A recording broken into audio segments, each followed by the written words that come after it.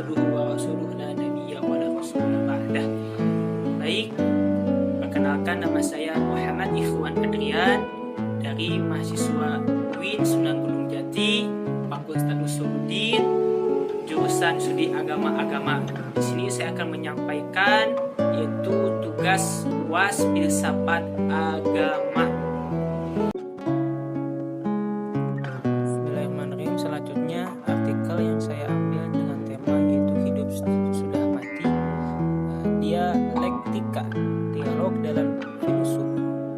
Penulis artikel adalah Ismail Soni. Tujuan penulisnya yakni daripada satu mengetahui gambar akhirat di mata filosof, yang kedua mengetahui sejauh mana usaha filosof muslim dalam menyelaraskan antara agama dan filsafat, terutama perkara akhirat.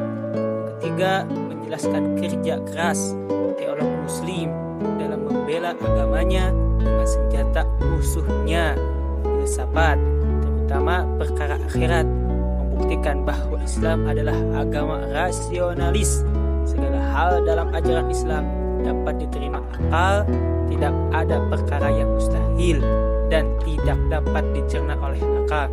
5. Membuktikan bahwa filsafat bukanlah kajian yang tak berguna dan selalu merusak Islam, dan justru sebaliknya. 6.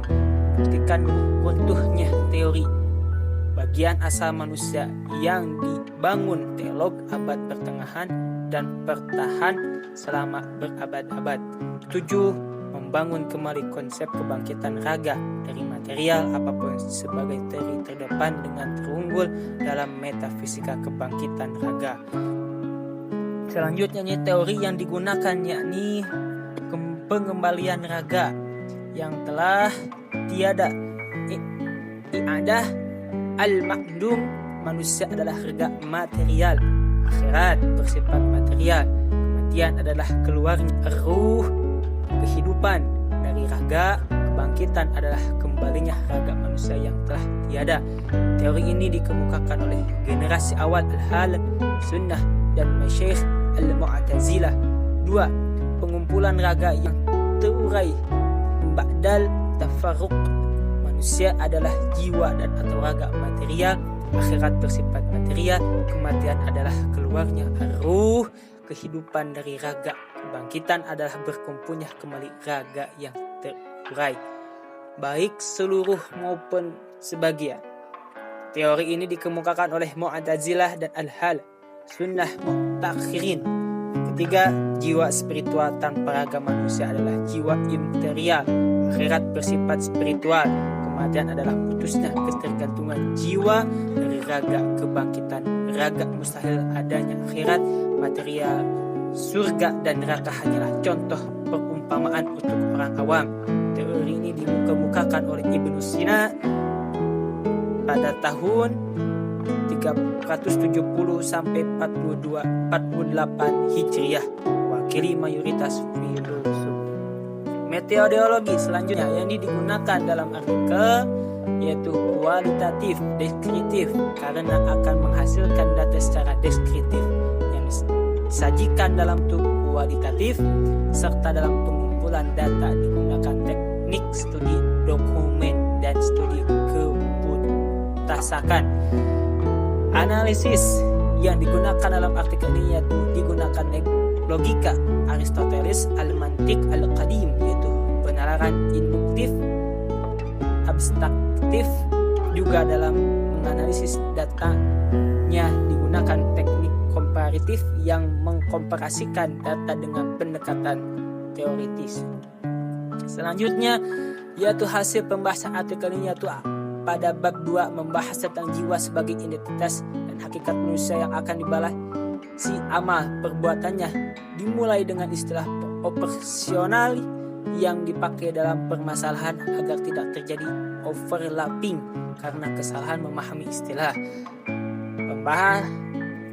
Pembahasan dimulai dengan konsep munculnya jiwa, kondisi jiwa sebelumnya dan sesudah bergantung kepada raga, karakter jiwa yang abadi di immaterial yang pada awalnya diungkapkan oleh filsuf Yunani kemudian diadopsi oleh filsuf dan teolog Muslim.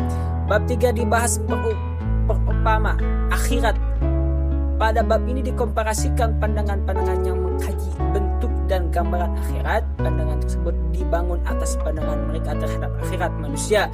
Bagi yang memandang manusia adalah material raga, manusia setelah meninggal berada di dalam kubur selama di alam barzahnya sampai hari kiamat. Bagi yang memandang manusia adalah jiwa material. Perlu diidentifikasikan dari jenis materi apakah jiwa tersebut. Dalam pandangan ini manusia setelah meninggal berada di tempat kemana perginya. Bahkan kata Imam Ghazali mengatakan setelah meninggal itu ada akan kehidupan lagi. Di dalam kitab Ihya Ulumuddin menjelaskan bahwasanya setelah meninggal itu ada kehidupan lagi yang namanya alam barzah, alam kubur. Disitulah kita akan bertemu dengan Allah Jalla Jalaluhu. Selanjutnya teolog dalam dan filsuf. Lalu pada bab keempat membahas skenario kebangkitan yang rasional menurut akal. Sebelumnya masuk ke dalam teori, terlebih dahulu dijelaskan oleh istilah-istilah yang dipakai, yang setiap istilah mempunyai bias masing-masing. Teori kebangkitan raga ini tentunya bagi yang memahami akhirat bersifat material jasmani, sedangkan yang memahami akhirat spiritual ruhani berada pada posisi meruntuhkan segala skenario yang ada. Skenario tersebut adalah: pertama, mengembalikan manusia yang telah tiada, edah al-mamdun. Kedua, mengumpulkan bagian raga yang terurai, jam'al al-ajaz ba'dal at-tafarruq. Ketiga, kebangkitan yang tak memandang material raga. Sekian dari artikel yang saya baca. Mohon maaf bila ada kesalahan dan kehilafannya. Wa'afu minkum. Assalamualaikum warahmatullahi wabarakatuh.